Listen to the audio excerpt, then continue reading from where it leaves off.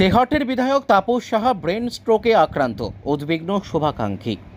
নদিয়া জেলার তেহট্ট ৭৮ নম্বর বিধানসভার বিধায়ক তাপস কুমার সাহা বুধবার সকালে তার নিজের বাড়ি বেতার করুইগাছি গ্রামের বাড়িতে অসুস্থ হয়ে পড়েন।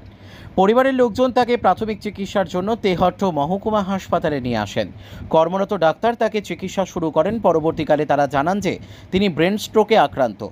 বিধায়কের শারীরিক অবস্থার অবনতি হতে থাকলেই তাকে তড়িঘড়ি স্থানান্তরিত করা হয় কলকাতার অ্যাপোলো হাসপাতালে।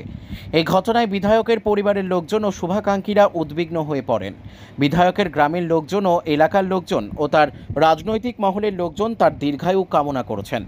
ঘনিষ্ঠ মহল থেকে জানতে পারা যায় যে বিধায়ক যেন তাড়াতাড়ি সুস্থ হয়ে ওঠেন এবং ভালো হয়ে যান, যেভাবে তিনি জনসাধারণের কাজে আবার ভালোভাবে নিয়োজিত হতে পারেন। এই চিত্র উঠে আসলো আমাদের ক্রাইম প্রেস বেঙ্গল নিউজের পর্দায়। নমস্কার, আপনারা দেখছেন ক্রাইম প্রেস বেঙ্গল। আর ক্রাইম প্রেস বেঙ্গলের আজকে এক খবর আমরা পৌঁছে গেছিলাম তেহট্টর বিধানসভার বিধায়ক তাপস সাহা। তেহট্ট ৭৮ নম্বর বিধানসভার বিধায়ক তাপস সাহা তার বাড়ি কড়ইগাছির নিজের বাড়িতে বুধবার সকালবেলায় তিনি অসুস্থ হয়ে পড়েন। অসুস্থ হয়ে যাওয়ার পরে তার পরিবার তাকে তেহট্ট মহকুমা হাসপাতালে তাকে ভর্তি করায়।